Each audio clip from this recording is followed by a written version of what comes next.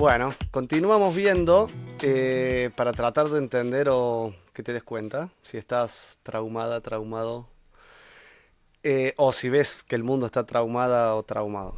En este caso, la relación que existe entre el consumo de alcohol, de sustancias y el estrés postraumático cronificado y bueno, el trauma de traición o el trauma que lo generó.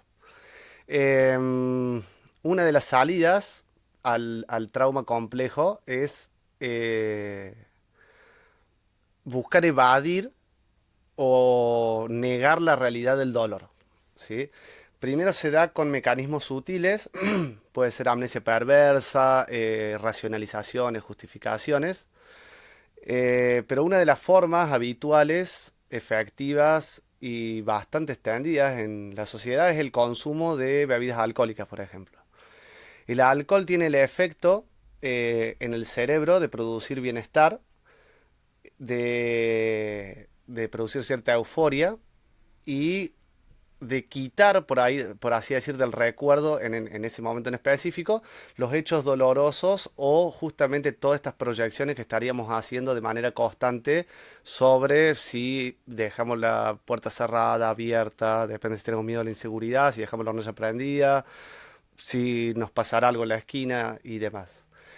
En esos momentos en que estamos bajo la influencia del alcohol o de alguna otra sustancia que de nuestra elección, sentimos que disfrutamos plenamente, que compartimos plenamente, que podemos expresarnos mejor, más desinhibidos, y atribuimos quizás a la fiesta, al ambiente, a la bebida o a la sustancia estas características de nuestra personalidad que estarían buenas en ese momento. Lo que no estamos viendo o lo que no percibiríamos y sería invisible a nuestros ojos son las cosas que dejaron de estar justamente por el consumo de alcohol o de sustancia y que nos hubieran condicionado a estar retraídos en un rincón de la reunión, por ejemplo. Esas cosas que desaparecieron es, por ejemplo, estas proyecciones de visiones terribles de futuro, ¿no? Que son estar pensando que puede suceder algo, entonces, ¿qué pasos puedo hacer para evitarlo? ¿No? Para que no se me queme la casa de vuelta, cerré bien la hornalla, desenchufé todo. Y aunque uno lo haya hecho, tener esta duda constante te quitaría de la realidad y es más difícil interactuar entre personas. Entonces, consumimos, estamos en una fiesta, en un ambiente, y como no está esa preocupación constante, aparecen otras cosas o podemos prestar atención a otras cosas, ¿no? A relacionarnos mejor, a prestar atención a la conversación, entonces tener una conversación más fluida. Y en general se lo atribuimos al consumo de alcohol. Y en un punto puede ser así. O sea, en un punto es materialmente por el consumo. Pero no es que el consumo te dio confianza, sino que el consumo te quitó la persecuta, la paranoia que traías producto del trauma. O sea, es como tomarte un ibuprofeno que hace que ese hematoma psíquico deje de doler. El dolor psíquico hubiera sido la conversación en la cabeza todo el tiempo, ¿no? O sea, así se ve un hematoma psíquico. Alguien que está callado pensando todo el tiempo así abstraído, voy a decir por ahí desconfía de los demás, la gente no se le acerca a hablar, digamos, o alguien que habla todo cortante. O sea, a mí me pasaba eso, digamos, yo estaba todo el tiempo en la cabeza y yo podía responder sí o no en general, digamos, era muy difícil tener un hilo largo de conversación. Incluso, o sea, ahora me cuesta mantener un tema más de 4 o 5 minutos. Sería un récord. Entonces, que el alcohol quite todas esas cosas de la cabeza hace que uno pueda disfrutar y en general lo que vemos es lo que está, que es que estamos disfrutando. De esa manera, como lo asociamos al consumo y no a la ausencia del trauma, porque ni sabíamos que teníamos ni trauma ni estrés postraumático, tendemos de manera instintiva a repetir cada vez más en el tiempo y en cantidad el consumo de esas sustancias que nos produjo ese bienestar. Al no trabajar la cuestión de fondo, que es el trauma y el estrés postraumático, o sea, no sé, tener una rutina que uno no quiere, haber sufrido traumas, abuso, bullying en la infancia. Esas cuestiones que ya no dependen, sino que ya están instaladas y que son parte de nuestra personalidad y que negarlas prácticamente es negar nuestra vida y nuestra existencia, es decir, que somos otras personas de las que somos, es muy difícil de asimilar y de ver. O sea, salvo con ayuda profesional y primero entendiendo que estamos en una situación de trauma y de estrés, entonces buscaríamos la ayuda. Mientras pensemos y justifiquemos que está bueno salir de joda, que de algo hay que morir, o la excusa que usemos para dárnosla, eh, no vamos a hacer los cambios materiales necesarios. O sea, entonces podemos terminar desarrollando alcoholismo, adicciones severas, o sea, químicas realmente, o sea, adicción química del cuerpo a sustancias, con todos los problemas que después trae padecer justamente la adicción. O sea, una vez que se desarrolla la adicción, se empiezan a ver cambios muy notables en la persona, ¿no? Alguien que deja de comer, deja de limpiar, te dejas de bañar, o sea, la gente se vuelve un paria social, la gente se le acerca cada vez menos, uno se acerca cada vez menos a la gente, se hace una cosa así de indiferencia mutua y la persona termina muriendo de sobredosis o de lo que sea. Y todos entendemos de que, bueno, no pudo salir, pobrecito, qué sé yo. Siempre terminamos haciendo hincapié, digamos, en la responsabilidad personal del individuo, como que el entorno nada hubiera tenido que ver. Y de esa manera nos quitamos también la responsabilidad de haber podido ayudar a un ser humano. O sea, y de última nuestra ayuda se limita a nuestro entendimiento, que es, bueno, que pare de consumir. Ahora, por más que la persona logre parar, si no resuelve la cuestión de fondo que generaba ese consumo intensivo, o sea, yo a los 28 años dejé de consumir absolutamente todo, alcohol, marihuana, drogas, todo. Y, o sea, no sé, empecé a consumir porno, empecé a consumir sexo, empecé a consumir compras, a comprar compulsivamente. O sea, no se va el comportamiento adictivo. Entonces decimos, no, es que mi personalidad es adictiva, yo tengo una personalidad adictiva. No, yo estaba tratando de llenar un hueco o de tapar un dolor enorme y cada vez necesitaba más cosas. O sea, ya los procesos mentales normales no me alcanzaban para ser funcional en la vida y aguantar la disonancia esa del trauma, ¿no? Es decir, me están maltratando, pero la persona me quiere y no se da cuenta. O sea, en un momento es tan grande, el maltrato y la imposibilidad de escapar de eso, ¿no? Porque, qué sé yo, uno tiene una familia, una casa, un proyecto, lo que sea,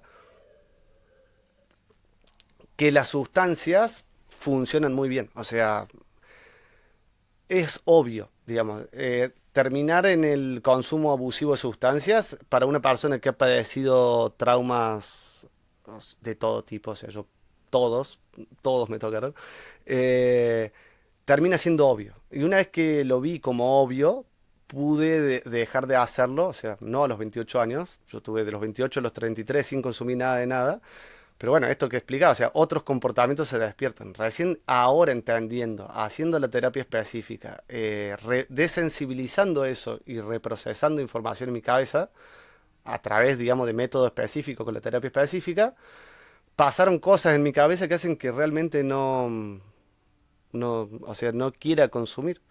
Eh, Me faltaría dejar de fumar, digamos, y ya estaría de vuelta en la total senda de la luz. Pero es como que una cosa lleva a la otra, ¿no?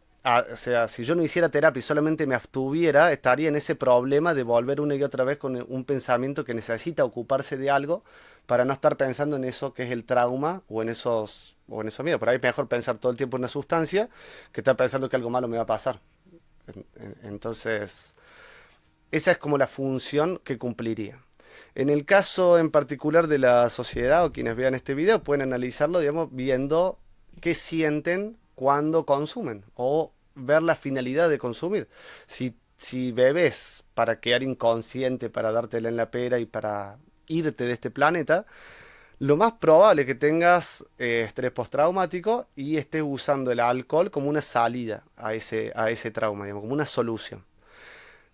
Esa solución, que sí te soluciona, no sentir ese malestar y tener acceso a una vida de disfrutar, o sea, cumple las funciones del alcohol, se va a convertir en un problema a medida que aumente ese consumo y el problema es justamente que visto el alcohol como un problema, vamos a tender a solucionar el alcohol y nunca vamos a llegar al problema de fondo que en realidad fue el alcohol primero, o sea, que el alcohol buscó solucionar.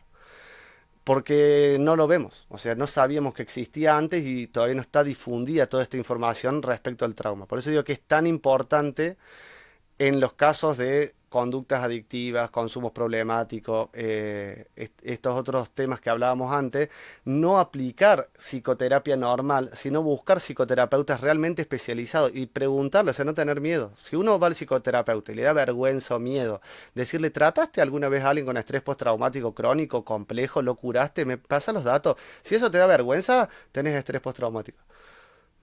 Porque no deberíamos, o sea, es nuestro derecho saber que si le vamos a pagar a un terapeuta, saber que nos va a curar. O sea, uno si te tienen que operar del colon, uno va a buscar y le hace una encuesta al cirujano. Le pregunta a las demás gente que lo trató, o sea, a ver si se le murieron todos los pacientes, ¿no? Entonces, ¿por qué para una persona de la cabeza, no, o sea, que nos va a ver nuestra psique, no haríamos lo mismo? O sea, ¿por qué nos sentiríamos tan invalidados de cuestionar la autoridad del psicoterapeuta? Siendo que es fundamental. O sea, más de 8 psicoterapeutas pasé yo.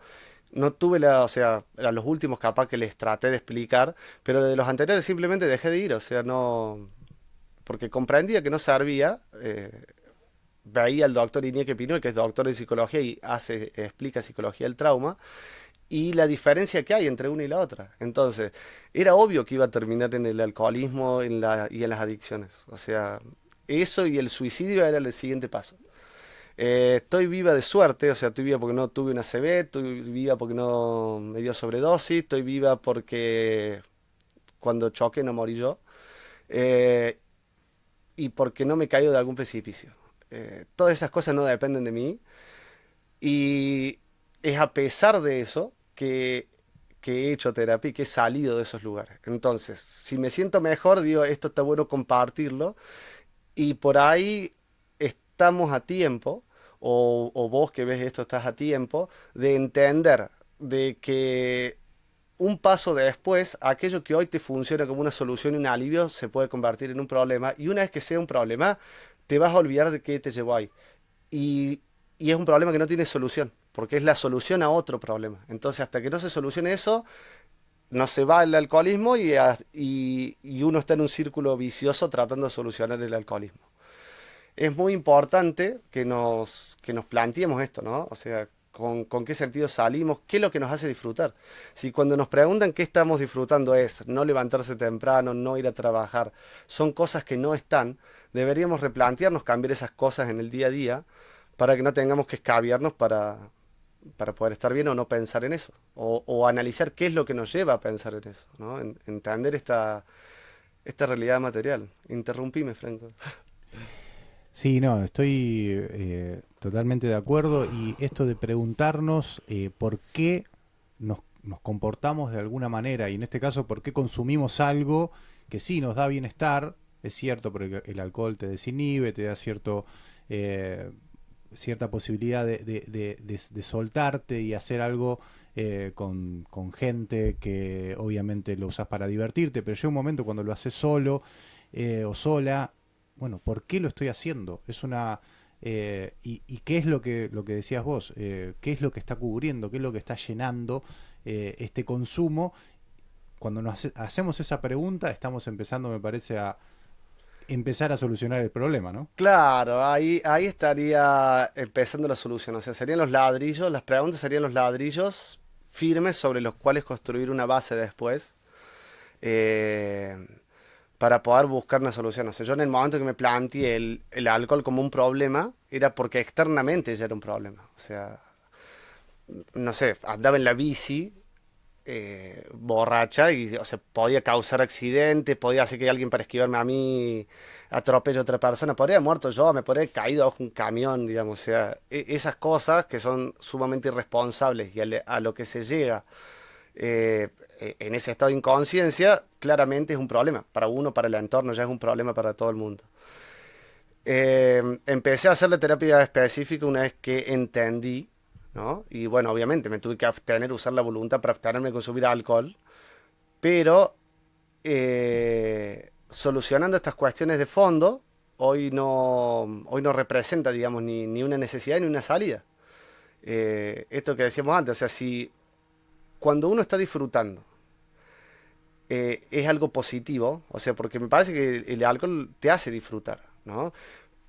Pero tenés que tener el panorama completo. O sea, si vos entendés cómo llegó esa birra que tenés a tu mano, o sea, toda la cadena de producción que hay atrás, todo el beneficio, el conocimiento de la humanidad acumulado, las condiciones materiales que se dieron, primero que la vas a disfrutar muchísimo más, o sea, muchísimo más. Y segundo, que va a ser realmente positivo ese disfrutar, porque vos estás disfrutando la consecuencia de un montón de acciones que se realizaron para que eso pase. No vas a estar disfrutando no tener que levantarte temprano, o sea, no vas a estar disfrutando la ausencia de algo, sino que realmente vas a... Y es otra plenitud con la que se disfruta. O sea, no estoy en contra del consumo de alcohol para nada, o sea, siempre y cuando sea con responsabilidad, pero me parece muy importante que entendamos que parte de esa responsabilidad eh, incluye no solamente no conducir si bebes, sino entender por qué bebes, o sea, para qué bebes, ¿no?